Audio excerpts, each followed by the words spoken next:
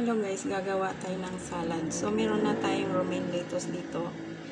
Ang halo natin ay itong egg omelette na walang oil. So, niluto lang siya sa pan, sa teflon pan na walang oil. Salt and pepper lang yan. Tapos, meron tayong bacon, sorry guys, bacon at saka pili nuts. Ayan. Yung bacon, niluto lang din na walang oil sa pan. Yung pili nuts, roasted na yan nung binili namin.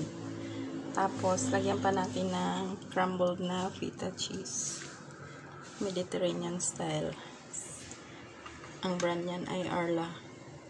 Tapos, meron akong dressing dito guys. Ito ay Kewpie, yung Japanese na Kewpie salad dressing. Tapos, merong crumbled na cream cheese.